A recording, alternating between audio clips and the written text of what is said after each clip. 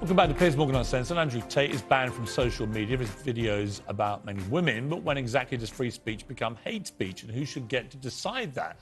Joining me now, our political journalist Ava Santina and TalkTV contributor Esther Krakow, author and podcaster and friend of Andrew Tate, Layah, and Times columnist Hugo Rifkin. Hugo, let me start with you. Thank you for joining the show.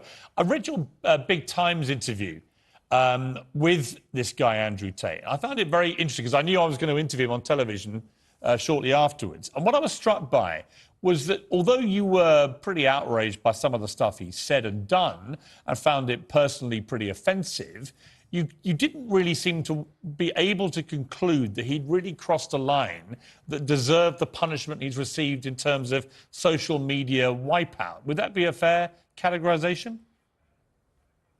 Yes, I wasn't convinced because I'm not quite sure what debate we're having here. It seems a given to me that there would be no place for Andrew Tate on a normal, conventional media outlet. They're not going to give him your show. They're not going to give him my show on Times Radio. That wouldn't happen. But it raises the question of whether we think that these tech companies, Instagram, Facebook, companies like that, ought to be being held to the same standards as traditional media. If we think they should be, then obviously he has no place in them. If we think they're actually more of a much more free arena where things that we might find in other places unacceptable are in fact acceptable there, then it becomes a whole different debate. And that's a debate we haven't quite settled, I think. Right, because, I mean, to me, it's like when Trump got removed from Twitter and Facebook and so on. If you're going to let the Ayatollah of Iran continue to have active accounts on these platforms, I don't see the consistency in banning a president of the United States or indeed someone like Andrew Tate. Yeah, I mean, that's quite fair. You've also got to accept that, look, huge numbers of people wanted to watch him. Huge numbers of people wanted to listen to him. He's very, very good at what he does. In an earlier age, there were people like Andrew Tate who put out cassettes and CDs or were on, various forms of pirate radio. They had huge audiences. The audiences are much, much huger now. And they are, and much less policed. They have much greater inroads, people like Tate, into teenagers, for example. So it raises whole new questions, whole new issues. I'm not always convinced that just banning them is quite the right answer, but then I'm not sure I'd quite like to be making that call myself. Right, I think that's a really good point. Layah Halpern, you're in Miami. You know Andrew Tate. You've been to his home in Romania. You know his brother. What kind of guy is he? I mean, many people who don't know much about him will hear some of the stuff he's been saying, which I play to him and challenge him on in the interview, and they'll be horrified. But what do you think? He's an incredibly intelligent man. I think what he's doing is very important. Right now, there's a huge war on masculinity. Men don't really have any kind of role model that they can look up to. Andrew has been very kind and very generous with me.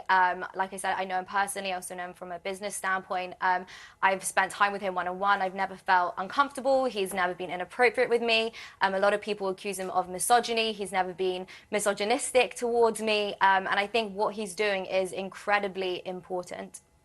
OK, Ava Santina, your view of this. I mean, just from the exchange we just put a preview of, where he says he prefers 18, 19-year-old women to 25-year-olds. I think you're 25, aren't you? But, when he generalises about 25-year-old women in the really, I thought, pretty repulsive manner that he did in public, I think that is misogyny, actually, because he's branding a whole category of women in a very offensive way. I think it's close to misogyny. I think it's actually more looking at women as objectively sexual objects, which inherently is misogynistic. But it's looking for purity in women. What he's essentially saying between those lines is that he wants some sort of virginal woman.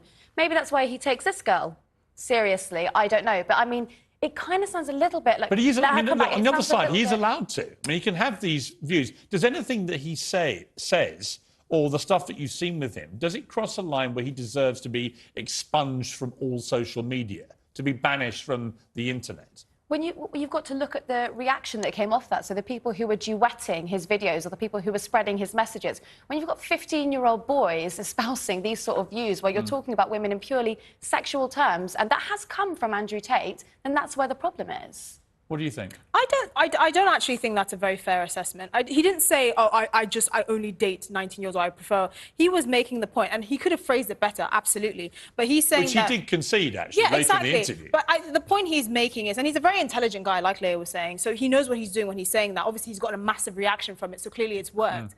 But the point is, he's saying that younger women who have had less experience with men in general are more desirable because they don't come with a certain amount of baggage. Now, you could say there are women that are more experienced that come with less baggage because they know what they want or they're more mature mentally. But my view is you shouldn't be talking about women in that generalised way at all of any age group. But there are people with those I know views. a lot of 25-year-old women in my time, they're all very different. It's like the idea that you bracket them all in this revolting way, which he did, which is just a lad in the nightclub kind of way. It's fine, but that's a generalisation. to do it with a big following, I think, is a malevolent influence. And what is implied there is their sexual history. That is what he's talking about. Yeah. But there are women that are 18 that have a more elaborate sexual history. Well, let me ask Hugo. Hugo, you spent quite a lot of time with him for your big interview for The Times. What did you actually make of him by the end? When you came away, what did you think of him?